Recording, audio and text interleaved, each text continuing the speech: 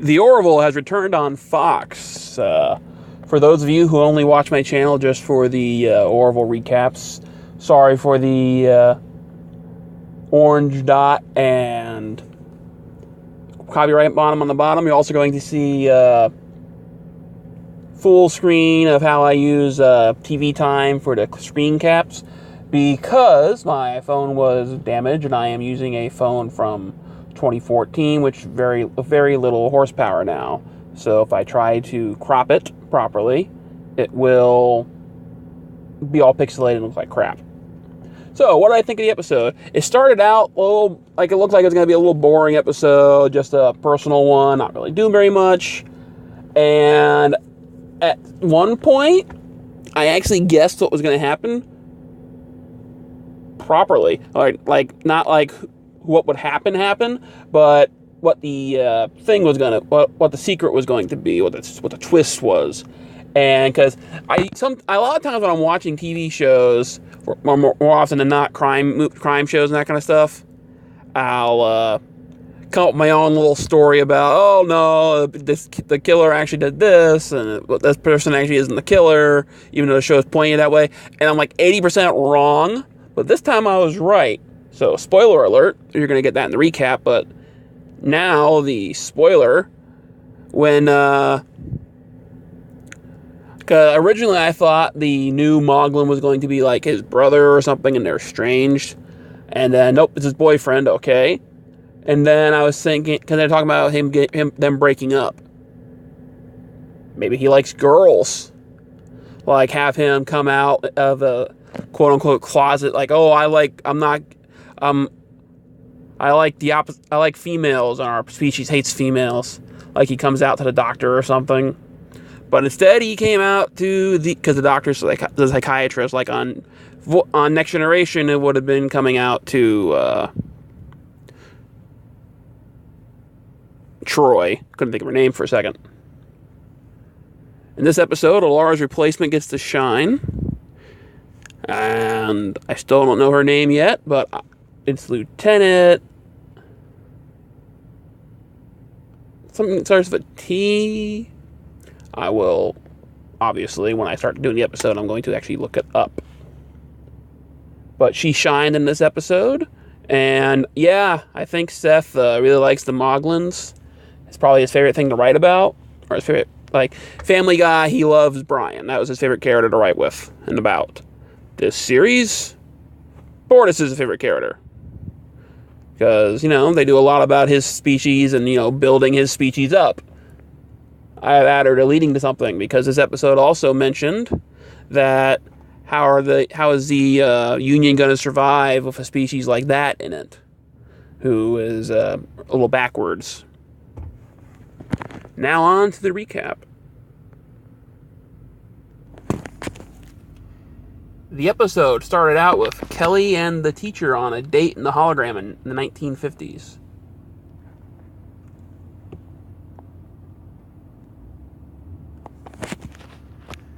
They're having a date talking about their futures because she wants to know where he sees them going. He says, get to know each other a little more and then eventually, get married. She doesn't want that. And they break up. Cut to a new ship landing on the Orville. It is a Moglin vessel. They are there to help them work with their shields. But Bortus knows this new Moglin, Lorcan.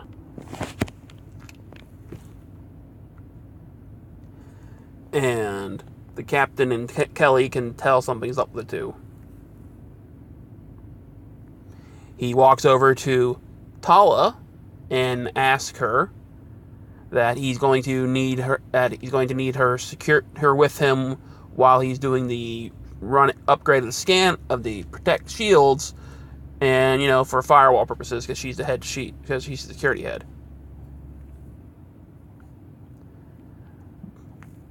He says hi to Bortus. Nice to meet you again. Bortus says hello to him. They ask him, hey, so what's the history of that? He was my former lover, or what you would call an ex. Down in the hall, he's working. Bortus and him turn and talk for a little bit. He hopes that they could be friends, Bortus says. Bortus just shrugs it off. Back home, or at Bortus's chambers, Bortus and his husband are talking about, because he wants to know about the new guy, or his ex-lover. But the ex-lover shows up to the door. Bortus' husband invites him in and invites him to dinner. The next scene, or I'm going to guess the next day, because they were eating dinner, Lorcan and John are working on the shields, and they're doing a test. Back up on the bridge, they ask about Bortus about how them breaking up a dating works, and Gordon actually guesses what they do right, because he said that they tear each other's teeth out, and they tear a tooth out each, and they give it to the other person. What do you do with the tooth? Had the new guy eat it? Yep, he guessed it right. Funny scene for him. They start the test, and the Moglin ship starts shooting at the Orville. The shields hold up. The next scene, Kelly is sitting in her office with a cookie bushel of flowers, like instead of a bushel of flowers, a bushel of cookies. Ed comes in. She talks to him about how her and the teacher broke up. He's trying to be supportive and a good friend to her. He asks if he can try a cookie. She says sure. Talia and Bortus come walking in, and they say that the shield upgrade can commence, but they need Ed's permission. Ed agrees. Talia returns to her quarters, but Lorcan is waiting for her. Why? Lorcan tells her he is attracted to her, but Moglins are only attracted to men. But he's attracted to her. He only tells a very select people, because on his world, just like in Soviet Russia, if he found out that you're straight, they kill you. Although in Russia, it's if you're gay. Same thing in the Middle East still. They will stone you or throw you off a building or something. Or at least the religious people will. Back in the next scene, Kelly and Ed are talking at the dinner while they're eating together. And Ed and Gordon say how it's the Ed and Kelly show. Talia comes in, sits down and eats, and says how, you can tell those two love each other. They should just admit it.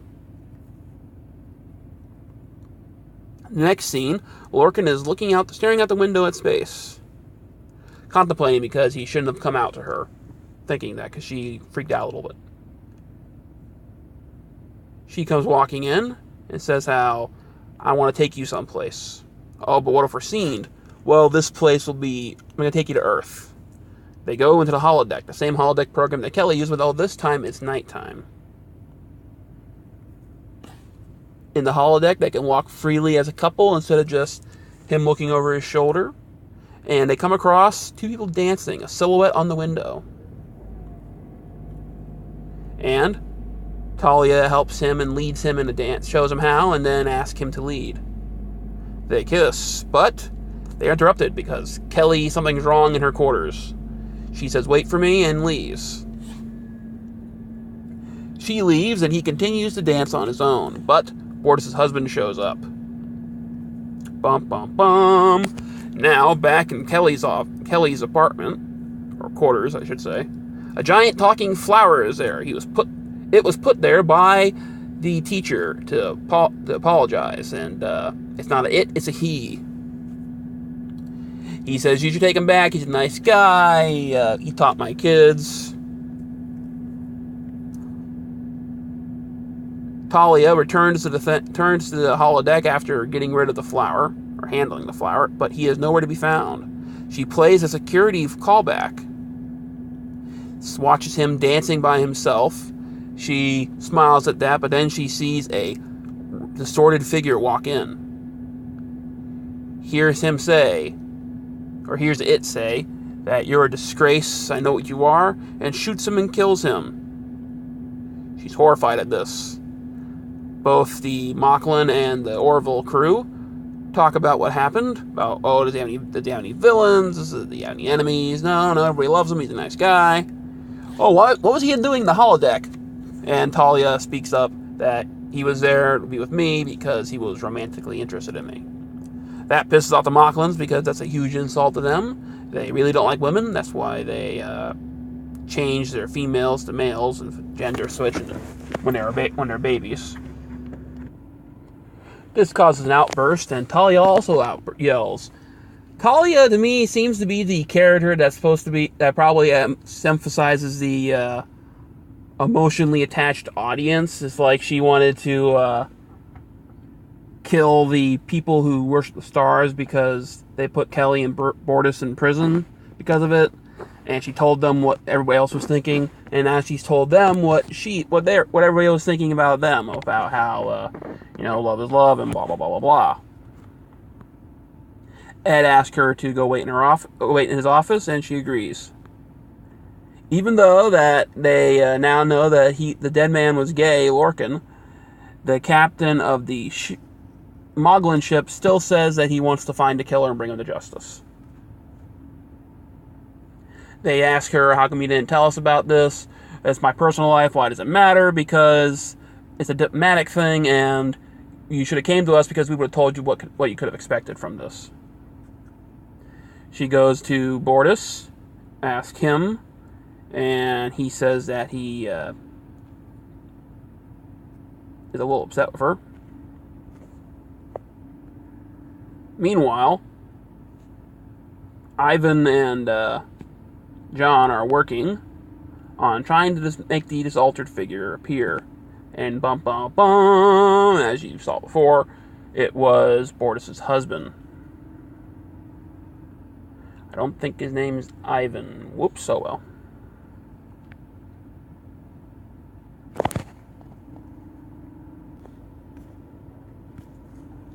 Isaac. I paused it, went to go look, and before Google even loaded, I caught it in my memory. See, I'm very bad with names. They have Bortus' husband in prison, or in the brink, and they go over to the side and talk about it. Bortus says that his husband's a bigot, but he wouldn't kill him. He believes him. And then he gets a private moment with his husband and says, well, am I supposed to tell our son? He just says, tell him I love him. While they're having drinks, she says that she believes him, but that's the only thing they could see. He's the only suspect. No way else I could do it. And they say, I had to be a good engineer to pull off what it was, and the guy was the best in the fleet. She goes and talks to Bortus about the incident. He says that she confronts him about knowing if he was, well, in their culture, gay, but if he was attracted to women. And he says, yes, he knew. Goes on about how when they first met on the ship when he was a cadet, that he fell in love with them and he figured that they would be together forever.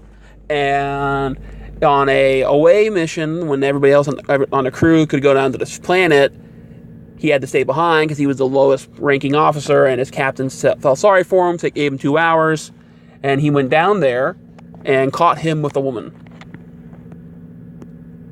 And he explains to her that it's a pain of death on their planet, and she says, well, if I had to deal with your culture, I would have killed myself. Then your whole family would have been banished from our culture, from the planet, because it's the biggest sin you could do on their planet is to kill yourself. And that puts it into her mind that maybe he killed himself, or wanted everybody to think that. She goes to the crew and points out her idea about how she thinks he is still alive somewhere on the ship, or that he killed himself and programmed it that way. And she sets a crew out, but since he has masked his signature on the vessel, that she believes that that they'll use their eyes and their ears and the natural senses to find him on the ship. And you get to see a little more of the ship, like their turbo engine, other engines, their like air ducts, their cords. They do a little more shipbuilding or quote-unquote world building, because that's their world. And Talia walks on to a open shuttle, and she guesses he's there, and he appears to her. He has cloaked himself. He used the vessel's cloaking device to cloak himself, and he says that, he would have let the bigot go to prison for him, because why should he die just for being who he is? And she says that, it's her job, it's her duty to have to turn him in, and I shouldn't let an innocent man go to prison for something he didn't do. But he's not innocent. The guy says he's a bigot, and he wants to condemn me and have me killed just for being who I am. She says sorry, and he says that when I get convicted and die, it'll be on your head. Ed and Kelly are having drinks again, and they talk about the crew and how the Moglins, and how their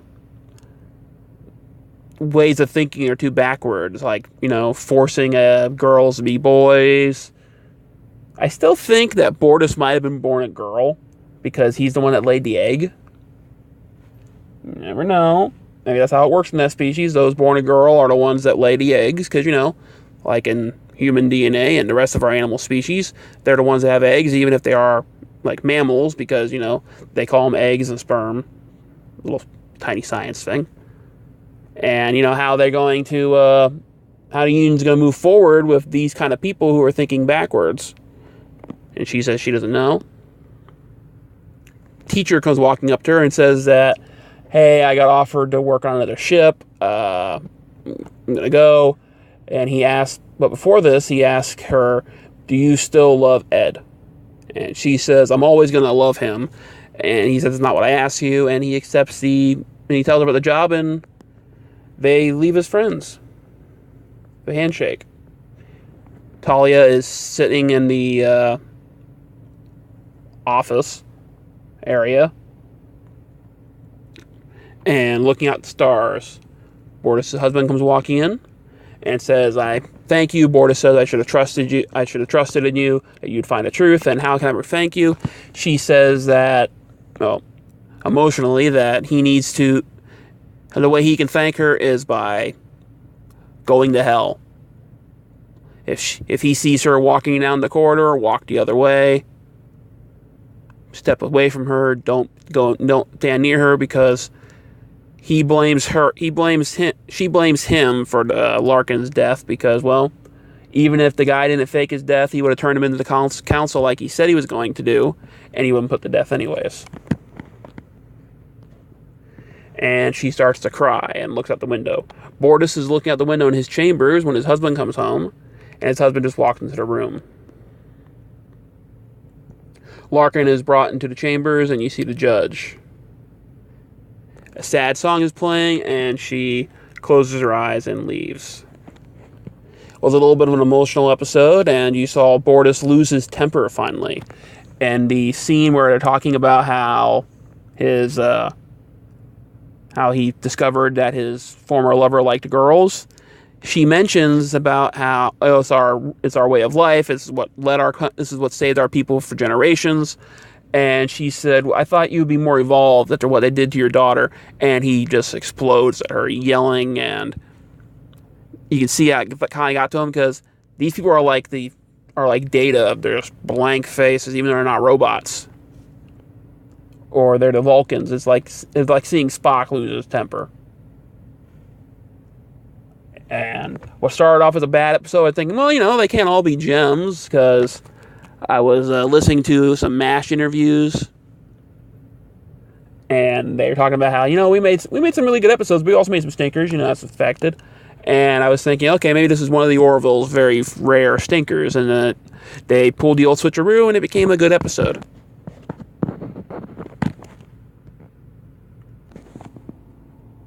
So what do you think of the episode, and what do you think of Talia? Do you think she's a good replacement for Alara? And I like her. She's definitely grown on me, and she definitely shined in this episode. I would suggest watching the episode. Obviously, if you're watching this, you probably did, or you stuck around this long because, these things get up to like 20-minute marks, my longest kind of videos, unless I start doing collection videos, which go on really long. They're like, some of those videos go like for hours if you look at them. Have a good one, and the Orville's back for however long we have it.